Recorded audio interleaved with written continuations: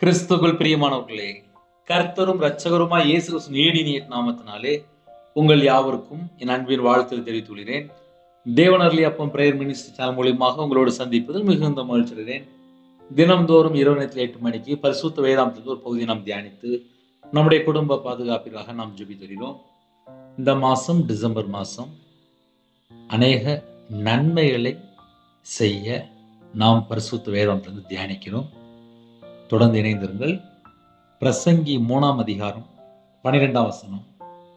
மகிழ்ச்சியாய் இருப்பதும் உயிரோடு இருக்கையில் நன்மை செய்வதே அல்லாமல் வேறு ஒரு நன்மையும் மனுஷனுக்கு இல்லை என்று அறிந்தேன். நன்மை செய்யும்படி உனக்கு திராணி இருக்கும்போது அதை செய்யத்தக்கவர்களுக்கு செய்யாமல் இராதே. எத்தனையோ தேசத்துக்குள்ள இணைந்திருக்கிறீங்க. மகிழ்ச்சியா இருக்கணுமா? ரெண்டாவது, உயிரோடு இருக்கையில் நன்மை செய்யணுமா? மகிழ்ச்சியா இருக்கணுமா? நன்மை செய்யணும். வேற ஒரு நன்மையும் மனுஷனுக்கு இல்லை என்று அறிந்தேன். இரவு நேரத்திலே சில குடும்பத்திலே டிசம்பர் மாசம் வந்துட்டு நிறைய தேவைகள் இருக்கு. சில குடும்பத்திலே கடன் இருக்கு. சில குடும்பத்திலே நிம்மதி இல்லை. சில குடும்பத்துல பிரச்சனை இருக்கு. சில குடும்பத்துல மன அழுத்தம். சில குடும்பத்துல யாரை நம்ப கூடாது தெரிய மாட்டேங்குது. சில குடும்பத்துல வேலை செய்யற இடத்துல பிரச்சனை. சில குடும்பத்துல கணவன் மனைவிக்குள்ளே ஒருமனப்பட்ட ஆவியிலே. சில குடும்பத்துல பிரிஞ்சு போயிட்டாங்க. சில குடும்பத்துல விபச்சார அடிமை. சில குடும்பத்துல பிள்ளைகள் தவறான பழக்க வழக்கத்திலே அடிமையா இருக்கிறாங்க. சில குடும்பத்துல தேவையில்லா ஃப்ரெண்ட்ஷிப்போடு பழகி பலவிதமான பாவ அடிமையில வாழ்ந்துட்டு இருக்காங்க. வெளியே தெரிய மாட்டேங்குது. சில குடும்பத்துல நைட் நேரத்துல இணைந்திருக்காங்க. ஆனா நிம்மதி மட்டும் இல்லை. சில குடும்பத்துல நைட் நேரத்துல தூங்கும் முன்பாக டெய்லி செய்தி கேட்குறீங்க. ஆனா இதயத்துல பார்த்தா கவலை அதிகமா இருக்கு. சில குடும்பத்துல நைட் நேரத்துல கண்ணீரோடு இணைந்திருக்கிறீங்க. சில குடும்பத்துல படுத்து தூங்க போறேன், என் கூட கர்த்தர் பேசுவாரா அப்படின்னு சொல்லி இணைந்திருக்கிறீங்க. சில குடும்பத்துல நைட் நேரத்துல புதுசா இணைந்திருக்கிறீங்க. சில குடும்பத்துல நைட் நேரத்துல கர்த்தரை விட்டு தள்ளி போயிட்டேனே, கர்த்தர் என் பாவத்தை மன்னிப்பாரா அப்படின்னு சொல்லி சில குடும்பத்துல இணைந்திருக்கீங்க. சில குடும்பத்துல எனக்கு ஒரு நல்ல வேலை வேணும்னு சொல்லி இணைந்திருக்கீங்க. சில குடும்பத்துல நைட் நேரத்துல நான் இவ்வளவு பாவத்துல இருக்கிறேன், ஏன் பாவத்தை கர்த்தர் மன்னிப்பாரா? எத்தனையோ குடும்பத்துல நைட் நேரத்துல இணைந்திருக்கிறீங்க. மகிழ்ச்சியா இருப்பதும் உயிரோடு இருக்கையில் நன்மை செய்வதே அல்லாமல் வேற ஒரு நன்மையும் மனுஷனுக்கு இல்லை என்று அறிந்தேன். ஹல்லேலூயா. பிரசங்கியிலே நான் வாசிக்கும் போது மாயை மாயை எல்லாம் மாயை என்று எழுதப்பட்டிருக்கு. இந்த இரவு நேரத்துல செய்தி என்ன அப்படின்னா, எத்தனையோ குடும்பத்துல இணைந்திருந்தா கூட நிறைய குடும்பத்திலே தனக்காக மட்டும்தான் வாழ்றாங்க. ஆனா வெளியே தெரியாது. அதை ஏன் கொஞ்சம் ஆழமா சொல்ல வேண்டியது அப்படின்னா, 31 நாள் அவங்களுடைய தேவைகளே சந்திக்கப்பட மாட்டேங்குது.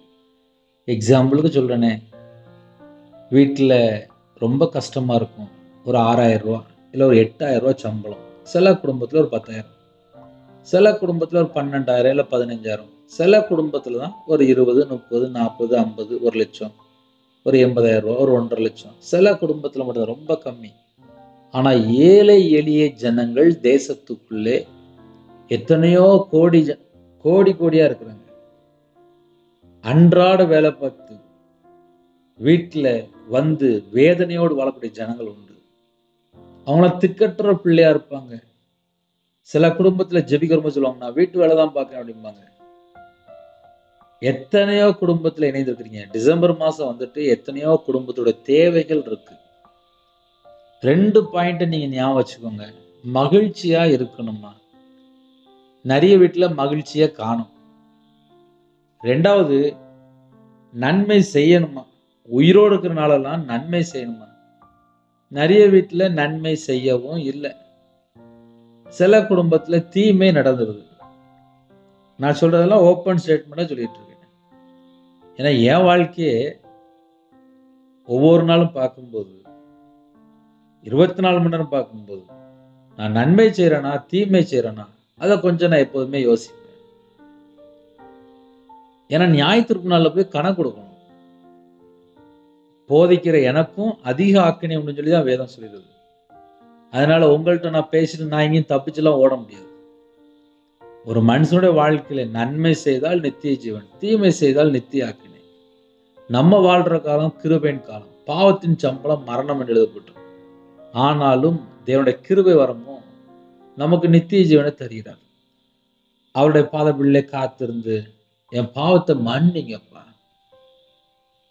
என் வாழ்க்கையில சின்ன வயசுல இருந்து நான் வாயை திறந்து பேசின பேச்சுகள், என் கண்ணில் உள்ள பார்வை, என் கையில் உள்ள பாவம், என் சிந்தனையில் உள்ள தேவையில்லாத பொல்லாத சிந்தனைகள், என் இதயத்தினுடைய நினைவுகள், கர்த்தருக்கு பிரியமில்லாமல் எந்தெந்த இடத்துல நின்னணும், இப்படி எல்லாமே நம்ம யோசித்து பார்க்கும்போது எத்தனையோ காரியங்கள் ஒரு பெரிய லிஸ்ட் மாதிரி வருது. ஜெபிக்கும்போது பாவியா என் மேல கிருபையா இருங்கப்பா, என் பாவத்தை மன்னிங்கப்பா, என் அக்கிரமத்தை மன்னிங்கப்பா. ஒரு மனுஷனுடைய வாழ்க்கையிலே கர்த்தரை விட்டு தள்ளி போனாலே ஆட்டோமேட்டிக்கா எல்லா பாவமும் உள்ள வந்துருது. சில குடும்பத்துல நினைப்பாங்க நாளா எங்க பாவம் பண்றேன் அப்படிப்பாங்க. வீண் வார்த்தையில பாவம் இருக்கு. மகிழ்ச்சியா இருப்பதும் உயிரோடு இருக்கையில் நன்மை செய்வது அல்லாமல் என்று எழுதப்பட்டிருக்கு. இந்த ரெண்டே பாயிண்ட் தான். அதுதான் நான் சொன்ன ரெண்டே பாயிண்ட் தான். ஒரு மனுஷன் மகிழ்ச்சியா இருக்க ஆரம்பிச்சிட்டான் அப்படின்னாலே படுத்த ஆட்டோமேட்டிக்கா தூங்கிடலாம். இப்ப நிறைய குடும்பத்துல ஏன் நைட்டு படுத்தா தூக்கம் வர மாட்டுக்கு அப்படின்னா மகிழ்ச்சி இல்லை.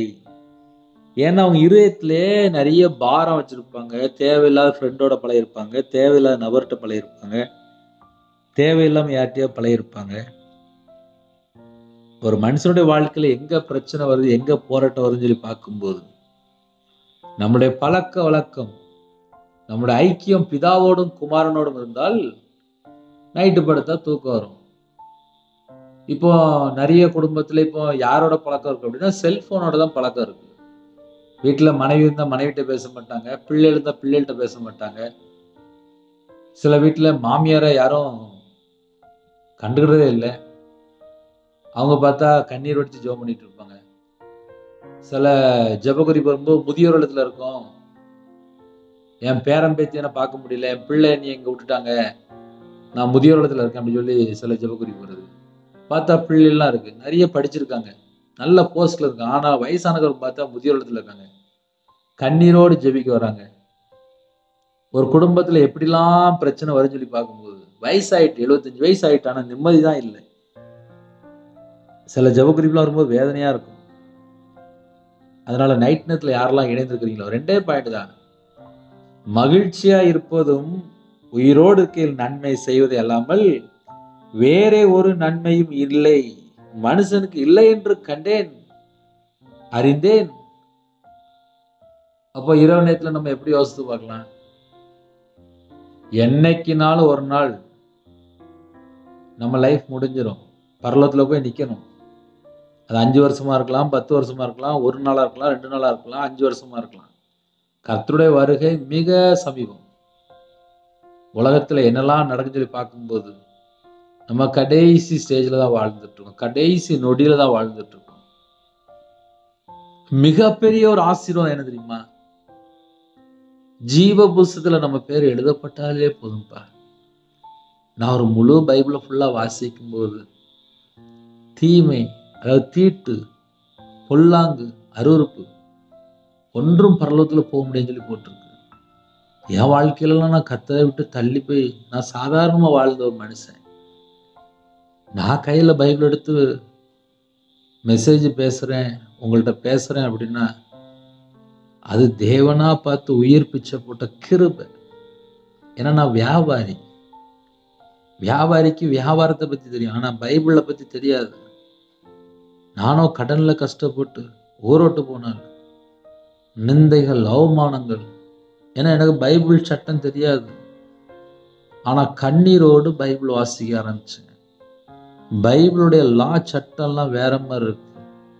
1000 கோடி இருந்தாலும் பரலோகத்துக்கு போக முடியுமா தெரியாது. ஆனால் ஒரு ரோட்ல தர்மம் எடுப்பாங்க, பிச்சை எடுப்பாங்க, வீட்டுல யாருமே இருக்க மாட்டாங்க, அம்மா அப்பா இருக்க மாட்டாங்க, வனாந்தர வாழ்க்கையா இருக்கும். சில குடும்பத்துல பார்த்தா ரோட்ல படுத்து தூங்கி எந்திரிச்சு போயிட்டு இருப்பாங்க. ஆனா நித்திய ஜீவனுக்குள்ள யாரு போறான்னு சொல்லி பார்க்கும்போது யாரெல்லாம் திக்கற்ற பிள்ளையா இருக்காங்களோ, ஏழை எளிய ஜனமா இருக்கிறவங்களோ எல்லாம் பரலோகத்தில் போயிடுவாங்க. நன்மை செய்தவங்க பரலோகத்துக்கு போறாங்க. மனம் திரும்பி சிறு பிள்ளைகளை போல மாறினவங்க பரலோகத்துல போறாங்க. எப்பொழுதும் சந்தோஷமாயிருங்கள் என்று நமக்கு புதிய ஏற்பாட்டில் எழுதப்பட்டிருக்கு. அது பிதாவின் சித்தமா? ஒருவேளை எனக்கு கிறிஸ்துமஸ் அன்னைக்கு எனக்கு ட்ரெஸ் எடுக்கணும், என் பிள்ளைக்கு ட்ரெஸ் எடுக்கணும், நாங்கள் ரொம்ப கடன்ல கஷ்டப்படுறோம், ரொம்ப பிரச்சனைல இருக்கு, எங்களுக்கு நிம்மதி இல்லாம இருக்கு அப்படின்னு ஒருவேளை யாராவது இணைந்திருந்தால் ஜெபம் பண்ணுங்க. ஒருவேளை நீங்க மிஷனரி ஊழியம் பண்ணலாம், கிராம ஊழியத்தில் இருக்கலாம், பரிசுத்தவான்களா இருக்கலாம், சபை நடத்தலாம்.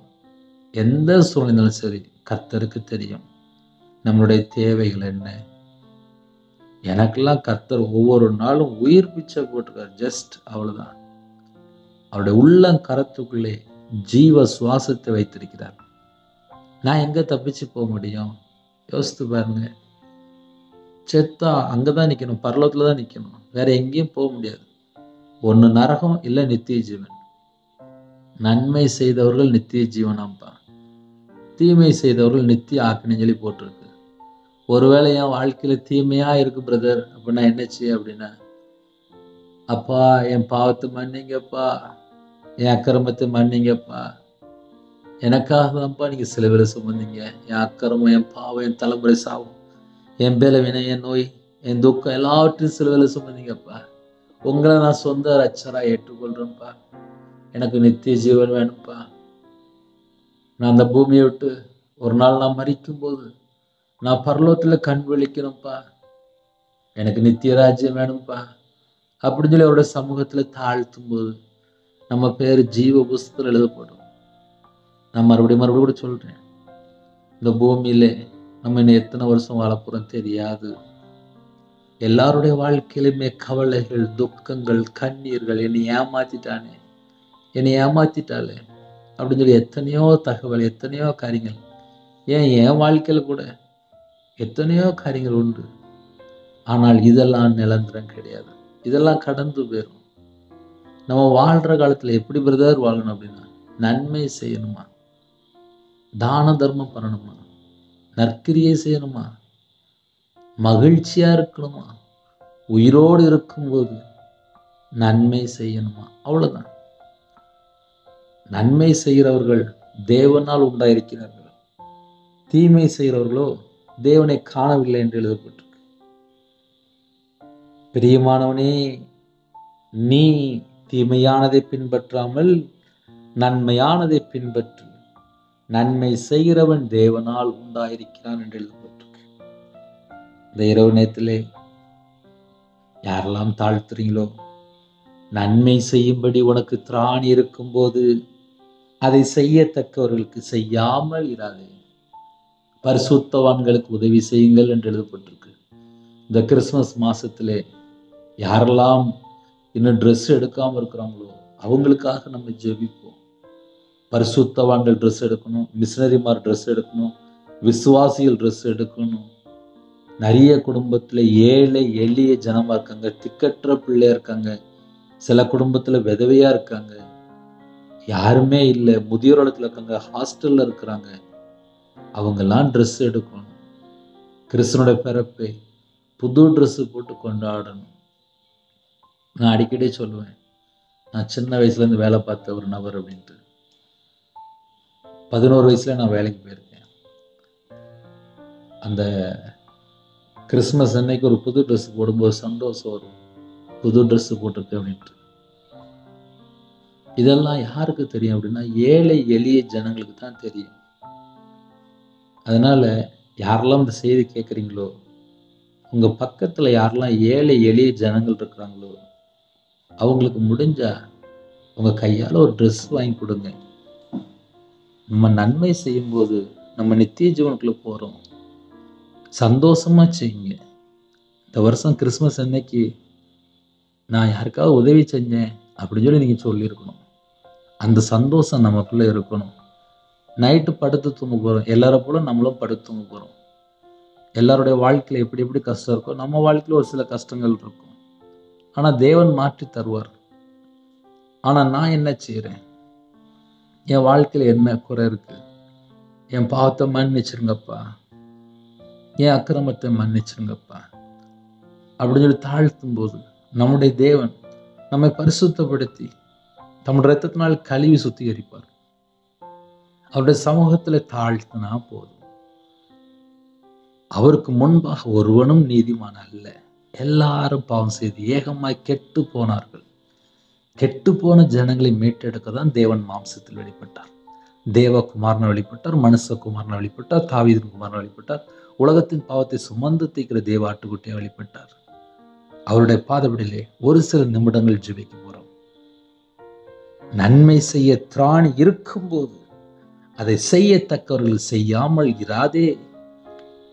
நன்மை செய்யுங்க. கண்களை மூடி நாம் ஜெபம் செய்வோம். அன்பின் கர்த்தாவே, உம்மை நன்றியோடு துதிக்கிறோம்.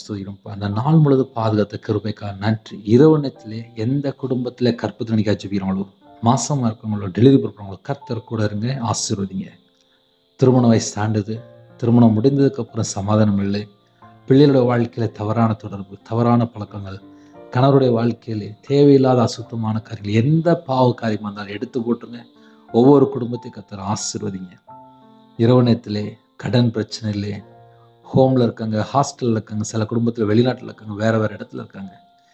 எந்தெந்த இடத்துல கடனில் கஷ்டப்படுறாங்களோ, உபத்திரத்தில் கஷ்டப்படுறாங்களோ, பாடுகள் வெளியாக போகிறாங்களோ, அந்த குடும்பத்துடைய பிரச்சனைகள் எல்லாவற்றையும் கர்த்தர் மாற்றித்தாங்க. எங்கள் கூட நீங்கள் தங்கிருங்க.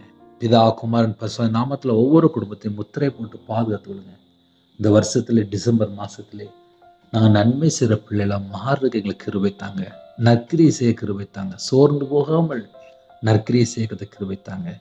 தான தர்மம் செய்ய கத்த கிருபை செய்ய, பரிசுத்தவான்களுக்கு உதவி செய்ய கத்த கிருபை செய்ய, திக்கற்ற பிள்ளைக்கும் ஏழை எளிய ஜனங்களுக்கும் உதவி செய்ய கத்த கிருபைத்தாங்க. இரவு நேரத்தில் படுத்து தூங்க போகிறாங்க, கர்த்தர் கூட இருங்க. இன்பமான தூக்கம் தாங்க. வரக்கூடிய காரியத்தை வெளிப்படுத்துங்க.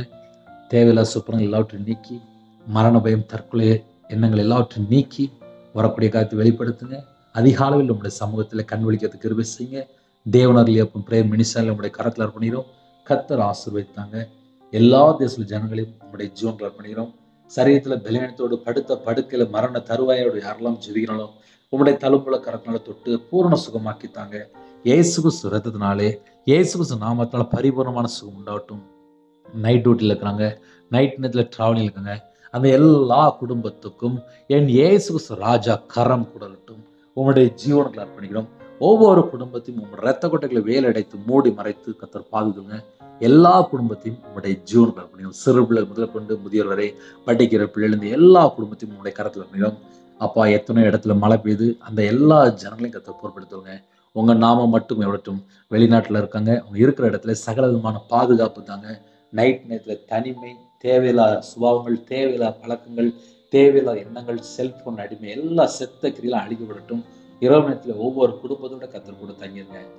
மரண பயம், தற்கொலை எண்ணங்கள், சில குடும்பத்தில் மாந்திரிகம், பிள்ளி சுனிவு, ஏவல்ல, சில குடும்பத்தில் விக்கிர வழிபாடில் யாரெல்லாம் கஷ்டப்படுறாங்களோ அந்த குடும்பத்துக்கு நிரந்தரமான ஒரு விடுதலை கொடுங்க ராஜா. முடிவு புரிந்த கர்த்தர் கூட இருங்க. உங்கள் நாமம் மகிமைப்படட்டும். பிதா, குமாரன், பரிசுத்த நாமத்தில் முத்திரை போட்டு வேலடைத்து பாதுகாத்துங்க. உங்களோட ரத்த கொட்டைக்குள்ளே எங்களோட ஆவி, ஆத்துமா, சரீரம், சிந்தனை எல்லாவற்றையும் அர்ப்பணிக்கிறோம். இந்த நாளிலும் எல்லா காரியத்திலும் கர்த்தர் கூட பாதுகாத்த கிருபைக்காக நன்றி. உங்கள் ஜீவனுக்கு அர்ப்பணிக்கிறோம். துதிகான மகிமையெல்லாம் உமொருக்கே செலுத்துகிறோம். இயேசு கிறிஸ்துவின் பிதாவே, ஆமென். தேவனுக்கே மகிமையுள்ளதாக. கர்த்தர் தாமே உங்களையும் உங்கள் குடும்பத்தையும் சகல காரியத்திலும் சம்பூர்ணமாக திருப்தியாக நிரப்பி கர்த்தர் கொடுத்து ஆசீர்வதிப்பாராக. ஆமென். கர்த்தராகிய இயேசு கிறிஸ்து கிருபையும் பிதாவாகிய அன்பும் பரிசுத்தனுடைய ஐக்கியம் இப்பொழுதும் எப்பொழுது சதா காலங்களும் நம் அனைவரும் கொடுப்பதாக. ஆமென். கிறிஸ்துவுக்கு பிரியமானவர்களே, என்னுடைய ஊழியர்களுக்காக தொடர்ந்து ஜெபித்துக் கொள்ளுங்கள். 9363064182 நம்பர் உண்டால் நாங்கள் ஊழியர் குடும்பத்தில் ஜெபிப்போம். நீங்களும் தொடர்ந்து இணைந்திருங்கள். அதிகாலை வேளையில் 3 மணிக்கு ஜெபிக்கிறோம். அதையும் தொடர்ந்து கேளுங்கள். இந்த மாசத்துல எல்லா காரியங்களும் தொடர்ந்து ஜெபித்துக் கொள்ளுங்கள். கர்த்தர் குடும்பத்தை அபரிதமாக ஆசீர்வதிப்பாராக. ஆமென். God bless you.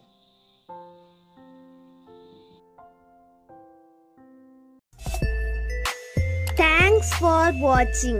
Please subscribe our channel. Click the like and share. Click the bell. God bless you.